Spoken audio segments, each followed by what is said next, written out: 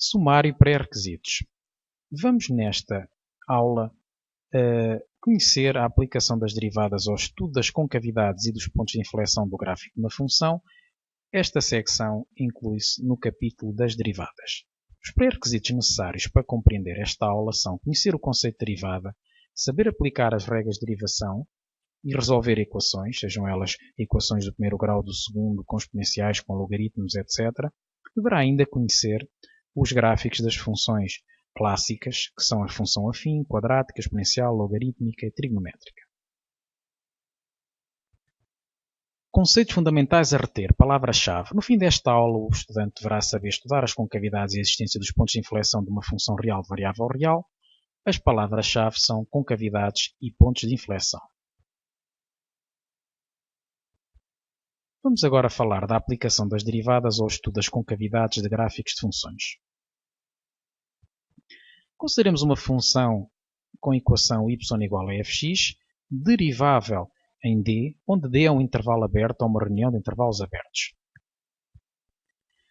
Dizemos que o gráfico de f tem a concavidade voltada para cima em D, num domínio D, pode ser, por exemplo, um intervalo, se a derivada de f for crescente para todo o ponto D, para todo o ponto x pertencente a D. Portanto, função derivada crescente implica que a concavidade é voltada para cima. Portanto, notemos que não é função f crescente, é função derivada crescente para todos os pontos do domínio.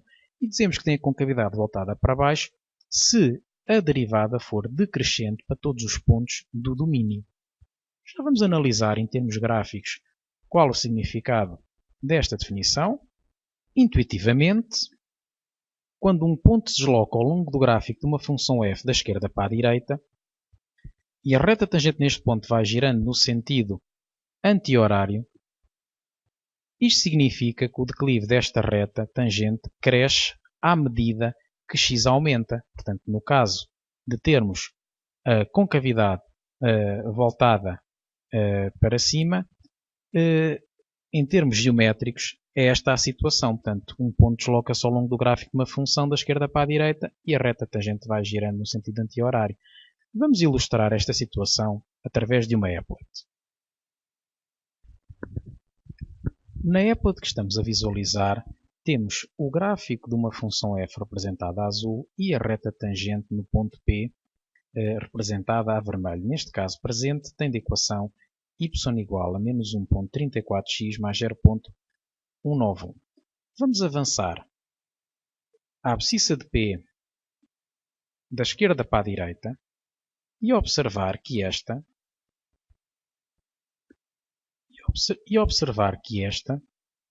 à medida que aumentamos a abscissa de x, vamos ter que a derivada está a crescer. Ou seja, neste momento está em menos 1.1.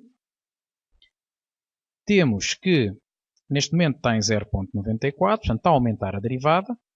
Portanto, a derivada pode-se dizer que é crescente. Neste momento está em menos 0.54. Naturalmente que aqui a derivada é nula e agora vai mudar de sinal. E observemos também em simultâneo que esta reta, neste processo, a reta tangente, vai girando no sentido anti-horário. Portanto, derivada crescente e reta tangente a girar no sentido anti-horário, ou seja, no sentido contrário ao ponteiro dos relógios. Portanto, é isto que diz a definição. Em termos teóricos, é uma definição que não é simples, mas em termos práticos, a concavidade voltada para cima significa como nós fazemos na nossa intuição. Portanto, quando pensamos em algo com concavidade para cima, é algo que tem a forma como a deste gráfico que está apresentado na figura. De forma análoga, quando um ponto se desloca ao longo do gráfico de uma função f da esquerda para a direita e a reta tangente neste ponto vai girando no sentido horário, portanto, no outro caso era no sentido anti-horário, agora é no sentido horário, isto significa que o declive desta reta decresce à medida que x aumenta. Vamos mais uma vez confrontar-nos com uma applet ilustrativa desta situação. Na applet que estamos a visualizar, temos o gráfico de uma função representada a azul e uma reta tangente representada a vermelho, reta tangente no ponto P. A presente reta tem de equação y igual a 1,4x mais 4,1. Portanto, em declive, ou seja, a derivada no ponto abscissa P, no ponto correspondente à abscissa de P, portanto, é uma derivada positiva, e o que vamos observar em simultâneo é que ao percorrer, ao avançar na abscissa de P, o que vai acontecer à reta é que vai girar no sentido horário e, em simultâneo, pode-se associar à derivada estar a crescer. Portanto, avançando da esquerda para a direita, portanto, aumentando a abscissa de P, a derivada neste momento está a 1,1, agora está 0,84, portanto a derivada está a diminuir, 0,52, continua a diminuir, e a reta está a girar no sentido horário, no sentido ponteiro dos relógios, e aqui então temos a derivada nula, como sabemos, não é? Portanto é um ponto extremo, mas não é isto que está aqui em análise. Continuando a aumentar a abscissa de P, temos que a derivada continua a diminuir, agora já está em valores negativos, e a reta sempre a girar no sentido no sentido horário, neste caso. Portanto, temos então a interpretação da definição que diz que nesta situação o gráfico tem a concavidade voltada para baixo. Portanto, é o que estamos a observar na figura, traduz por este aspecto, não é, de tudo voltado para baixo. E está então ilustrada a definição. Vamos agora avançar para uma proposição que nos garante que, sendo f uma função duas vezes derivável num conjunto D, quer isto dizer que se derivarmos duas vezes em todos os pontos do conjunto D, ela ainda vai ser derivável. Se tivermos a segunda derivada positiva para todo o ponto x do domínio D, então o gráfico de f tem a concavidade voltada para cima no conjunto D. Portanto, quer isto dizer que uma maneira de estudarmos a concavidade ou de determinarmos se a concavidade do gráfico é voltada para cima é calcularmos a segunda derivada quando ela é positiva. A concavidade é voltada para cima. Quando é negativa, que é o que estamos agora a ver, então a concavidade vai ser voltada para baixo em todo o conjunto D. Portanto, esta proposição é muito importante para estudar a concavidade do gráfico de uma função através da sua segunda derivada. E temos então uma definição que nos fala à semelhança do que acontece num ponto de extremo, portanto num ponto máximo do ponto mínimo, em que a derivada muda de sinal e portanto vamos ter um extremo ou um ponto extremo.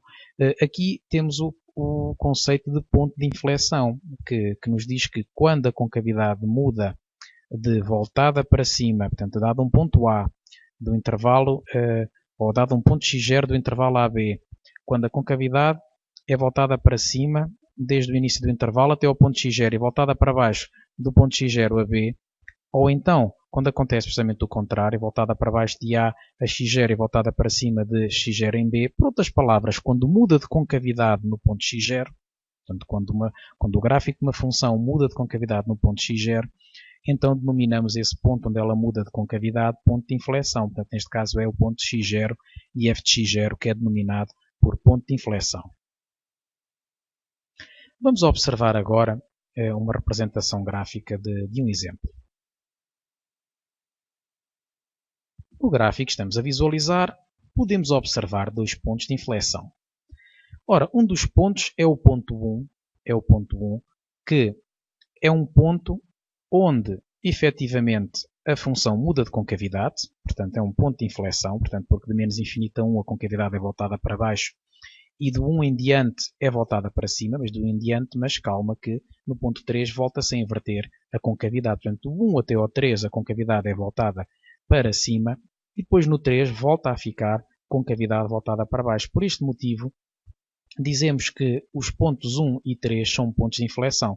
Ainda assim, convém alertar que, no caso do ponto 1, o gráfico da função forma um ponto anguloso e a segunda derivada não existe, portanto no ponto 1, e no caso 3, vamos ter que no caso 3, no ponto da abscissa 3, vamos ter que a função é suave e, portanto, aqui já vai existir derivada. Portanto, estava eu a dizer que no ponto 1 é ponto de inflexão porque a função muda de concavidade neste ponto, portanto, menos infinito a 1 está a concavidade voltada para baixo e de 1 a 3 está a concavidade voltada para cima, e o ponto da abscissa 3 acontece a mesma situação, só que ao contrário, portanto, de 1 a 3 a concavidade voltada para cima e de 3 a mais infinito voltada para baixo. Se uma função é duas vezes derivável no seu domínio, para estudar a concavidade e os pontos de inflexão do gráfico de f, devemos seguir os seguintes passos. Primeiro passo, calcular os pontos candidatos a pontos de inflexão, resolvendo a equação f duas linhas x igual a zero, ou seja, igualando a segunda derivada a zero. Portanto, é uma situação semelhante à que fazemos no estudo dos extremos, só que em vez de igualar a primeira derivada a zero, aqui igualamos a segunda derivada a zero. E o segundo passo é estudar o sinal da segunda derivada, tendo em conta o seu domínio e recorrendo eventualmente a uma tabela. Portanto, à semelhança do que fazemos no estudo da monotonia. Aliás, o estudo é muito semelhante. E depois, no fim, escrever as conclusões. Portanto, são esses os passos que devemos seguir. Nota: se a segunda derivada for zero, não implica necessariamente que x0 seja a abscissa de um ponto de inflexão. Portanto, à semelhança do que acontece com a primeira derivada, quando ela se anula, não temos obrigatoriamente extremo, aqui também acontece o mesmo com a segunda derivada. Portanto, é possível ter a segunda derivada nula sem haver ponto de inflexão. Vamos agora ver um exemplo deste facto. Na figura seguinte está representado o gráfico da função fx igual a x à quarta. A primeira derivada é 4x ao cubo, logo a segunda derivada é 12x ao quadrado e, portanto, a segunda derivada é zero quando 12x ao quadrado é zero, ou seja, quando x é zero. E temos então que a segunda derivada anula-se no zero. Mas será o zero ponto de inflexão? Vamos ver que a segunda derivada é sempre positiva. Porquê? Porque naturalmente a expressão 12x ao quadrado é sempre positiva ou nula. Portanto, aqui aparece positiva, mas para ser mais preciso até pode eventualmente ser nula. No ponto zero ela é em particular nula. E, portanto, não vai mudar de sinal e isto impede que 0,0 seja ponto de inflexão.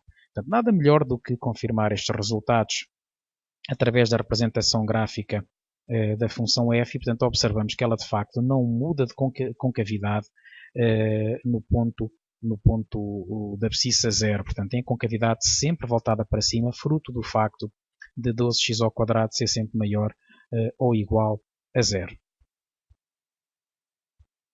Estudemos agora a concavidade do gráfico da função definida por fx igual a x à quarta menos 6x quadrado. Vamos então seguir os passos que descrevemos há pouco. Portanto, o domínio desta função é r, portanto temos que prosseguir. Calculamos a primeira derivada. A derivada de x à quarta dá 4x ao cubo e a derivada de 6x ao quadrado dá 12x, por isso fica esta expressão 4x ao cubo menos 12x. A segunda derivada é a derivada de 4x ao cubo menos 12x, portanto ficará 4 vezes 3x ao quadrado, dá 12x quadrado, menos a derivada de 12x, que é 12.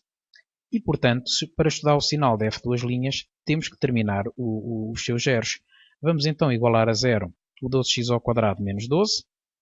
E, portanto, fica x ao quadrado igual a 1, ou ainda x igual a menos 1 ou 1. Portanto, estes são os candidatos a pontos de inflexão. Vamos estudar o sinal da segunda derivada e a concavidade através de uma tabela, portanto, à semelhança do que fazemos com a monotonia, mas agora adaptado à concavidade. E temos então representado na primeira linha os candidatos a pontos de inflexão, conjuntamente com o domínio da função, que é r, naturalmente.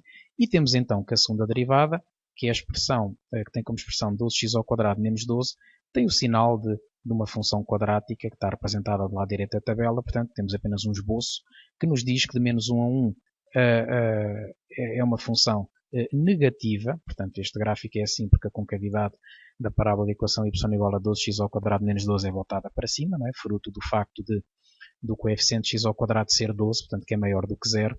E temos, portanto, que é negativa de menos 1 a 1 e é positiva de menos infinito a menos 1 e de 1 a mais infinito. Portanto, e é isso que está representado na segunda linha da tabela. Portanto, os sinais preenchidos de acordo com isso. Note-se ainda que o sinal do menos 1 está assinalado com 0 e o mesmo para o 1. Conclusão. Sinal da segunda derivada positivo, concavidade voltada para cima. Sinal da segunda derivada negativo, concavidade voltada para baixo, que é o que acontece de menos 1 a 1. E de 1 a mais infinito, concavidade para cima, já que a segunda derivada é positiva. Portanto, é isto que temos agora aqui escrito. Concavidade voltada para cima de menos infinito a menos 1 e em 1 a mais infinito e voltada para baixo de menos 1 a 1. Que pontos de inflexão é que temos? Temos os pontos menos 1, menos 5 e 1, menos 5, porque são os pontos onde ela muda, onde o gráfico muda de concavidade.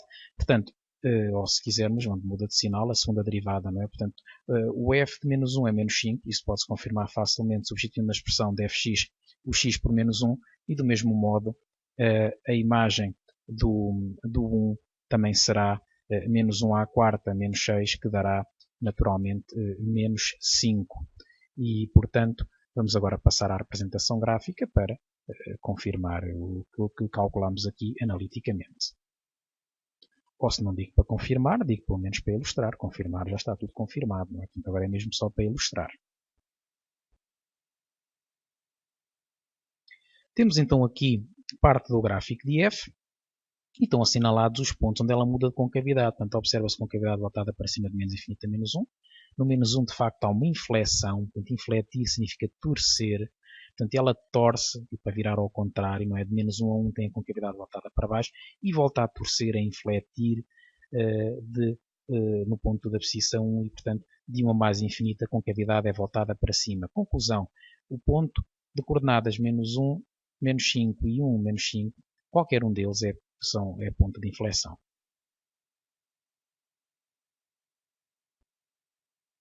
A próxima tarefa é praticar de forma cuidada, naturalmente, a parte das fichas derivadas correspondente a esta aula, mas basicamente podem contar que neste assunto é sempre a mesma coisa, portanto é uma forma, estuda-se de forma semelhante à concavidade, é semelhante ao estudo da monotonia, portanto consiste em estudar através de uma tabela o sinal de uma função, que neste caso é a segunda derivada, quando é da monotonia é o sinal da primeira derivada, e portanto depois tirar as conclusões como da forma que apresentámos aqui. Portanto, na resolução das fichas não devem limitar-se a ver os vídeos, devem fazer manualmente no vosso caderno e depois então a confrontar com o que é apresentado nos conteúdos multimédia.